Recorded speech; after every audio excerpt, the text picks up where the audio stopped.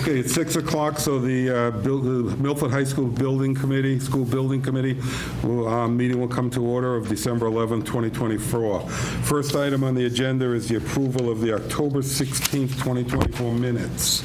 Everyone have a chance to review them? Any discussion? Motion to approve. Kevin, and second from Michael Agajanian. All those in favor, signify by saying aye. Aye. Unanimous. Okay, thank you. And then we have, I think, 2 warrants to approve. One of them, the amount of $600 for Next Level Owners Project Management for James Reedstone. Looking for a motion to approve that warrant.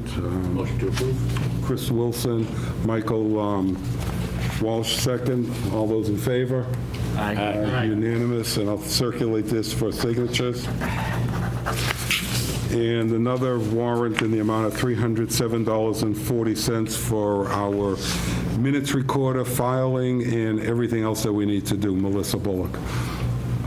Motion? Kevin McIntyre, second. Joe Calagione, all those in favor? Aye. Okay, also unanimous. That'll be circulated. So the major business this evening is the eligibility period schedule of deliverables for the items that are due January 25th, 2025. The first one is the enrollment meeting held, and that is something that we don't control. Eventually, the MSBA will get to us and say, we're going to have an enrollment meeting, and we'll attend that and deal with that. But the more important, or as important, is the maintenance and capital planning information, which, if you remember, depending upon how comprehensive that document is, will determine our reimbursement rate, and it can be up to 2%. Additional reimbursement if we do this right. Kevin McIntyre is going to take us through where we are at the moment, and then I will open it up for questions and comments regarding that. It's all yours. All right, perfect. I was just signing the warrant, so. So like Jonathan said, the final piece that we need to submit is the maintenance and capital planning information. The main requirements are the Milford Public Schools Facilities Maintenance Plan and Preventative Maintenance Program. There's online sections that we fill out, like we filled out for other portions that have been required by the Massachusetts School Building Authority, and then a Facilities Conditions Index. I've sent drafts for review to the school committee already of those documents, and they're going to get back to me shortly. I'll send some copies to the full school building committee as well for feedback and questions, and I welcome that. We're very close to having this section completed. The other 2 pieces, and then I'll share some details. The other 2 pieces are engagements that we have to get involved in are the enrollment meeting, which Jonathan referred to. We're going to get that scheduled for us sometime in January, and I haven't heard yet from the MSBA, but we probably will, right after the holidays. And then the feasibility study agreement, which is also scheduled by the MSBA, and that happens, I believe, in April. So those are the 2 last pieces. But the last thing that we need to do is this maintenance piece. So the first part is the Facilities Maintenance Plan and Preventative Maintenance Program, and that includes the following sections, and I just want to review those for you really quickly. Basically, an outline of the need for the plan and document, key points on the use of school buildings, training and development for the maintenance and custodial staff, goals of a facilities maintenance plan and preventative maintenance program, an organizational chart, staff responsibilities, maintenance priorities and procedures. And Melissa, I'll just give this to you, so don't worry about taking the notes.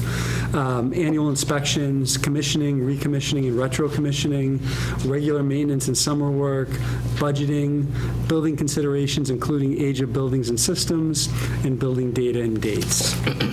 The Facilities Condition Index includes key facility data, information, and systems ratings. So all the major systems of the buildings you put a rating to, and you provide a lot of information. There are also a number of online questions and document requests, which are complete, related to staffing, work order copies, facilities conditions and assessments, long-range facility planning, environment and the use of green cleaning supplies, a review of the facilities and HVAC systems, budgeting and resources, reserve fund balance balances, and the capital request process, which is all complete. And I know that's a lot, but I'm happy to answer any questions you have about something that maybe caught your attention. So my comment, I had thought we were going to see this document this evening, but there was a issue with the subcommittee being able to get together at the beginning of the week, so we're at a significant disadvantage. James, I know you reviewed it. Can you help us understand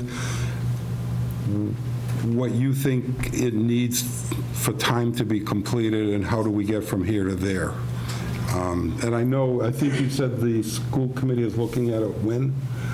We got a copy today. Your subcommittee is looking at this when? Monday. A week from, this coming Monday? as Coming opposed to- Monday, yeah, okay. so the A week later then? subcommittee, Okay. and then we have a school committee meeting on Thursday night Thursday, that okay. will make sure that is on the agenda for So review. can you just help us get some sense, it is such an important piece financially, can you give us some sense of where you think it's at and what kind of time requirement is necessary to finish it? Sure. Come on up, though, so we can, please. You want me to stand? No, no. Yeah. In talking with Kevin, and finding out where it is, he's the point man on the document, and he's the one corralling. It really is a bit of a heavy lift, but there's a lot. There's a lot on the other side, when you do it. He's got to chase down Carlos, and then he's got to chase down capital budgets and maintenance budgets from like Gwen and the town. And it sounds like he has all this already.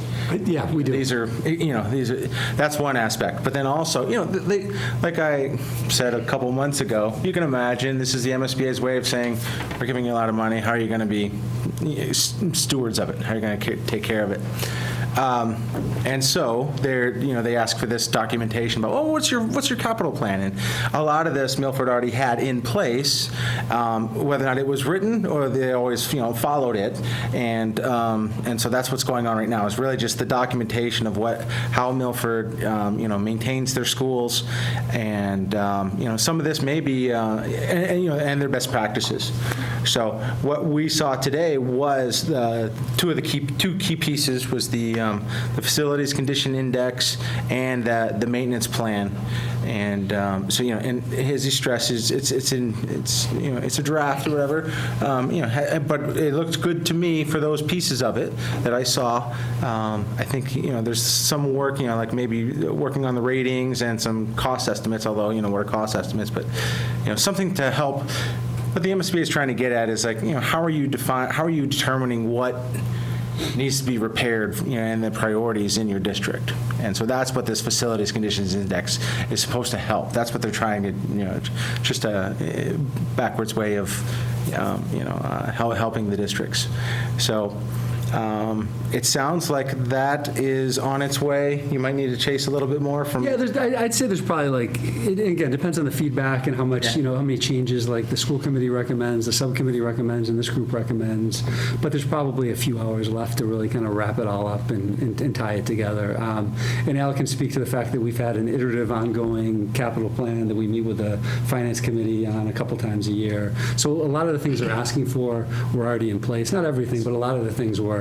And a lot of it was putting it into the formats that the MSBA is looking for, which if you look at some of the population things they were asking for is sometimes interesting.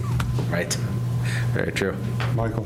I got a chance to actually read through it today, so it looks like there's a lot of work that's gone into it. So thank you. What would be helpful is we have the reference document that the MSBA is asking us to respond to.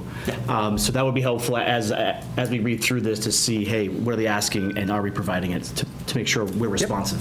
So, but overall, it's definitely going in the right direction. Albert? I got just an informational question.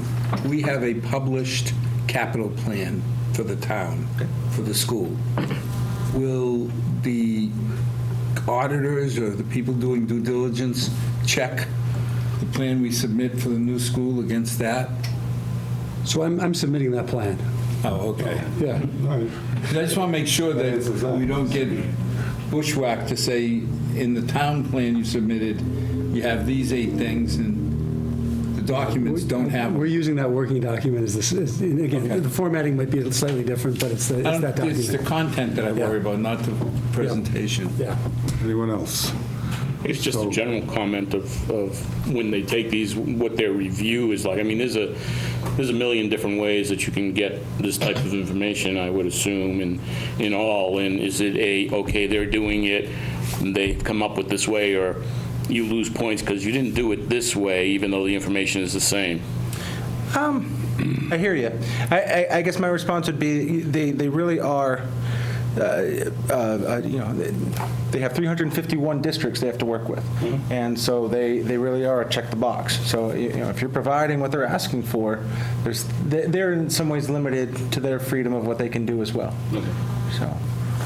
They may come back with questions, but overall, Yeah, if you're attempting to do something, and Exactly. it says that you did, if they didn't, And you then, answered the well, that's the question. way we did it, and you answer it, then Yeah. you check the box. So my understanding of this is the task is really a school department task, not a building committee task. But we have the ability to bring visibility to it by meeting here. Where I'm at in my mind is I think it's appropriate to make James available to the school department for whatever they may need from him to expedite this. The school committee subcommittee is going to meet on this next Monday. Right. And depending upon how that goes, I want to reserve the right, not the right, but keep it in mind that we can meet in 2 days' notice. Now, 2 weeks from today, there's a legal holiday, so we're not meeting 2 weeks from today. I think based upon, I have some level of confidence that it's moving forward appropriately, so I don't think it's that we should meet next week unless something falls apart. We are scheduled to meet the beginning of January, which is still 3 weeks before it's due. So if everyone else feels the same level, January 8th, let's do the 28th. 3 weeks minus a day, you're looking at me. 20 days, not 21, but close enough. If everyone else feels the same way, I think we should just let the process play out and let them do what they're doing. Does anyone else have anything to add to that? Okay, so then the next item is the school committee update, which I've told there is none. So that takes us to old business. Is there any old business? No. Any new business? Then I'd be looking for a motion to adjourn. Motion to adjourn. Mitch, and second. Kevin. All those in favor? All right. We are adjourned.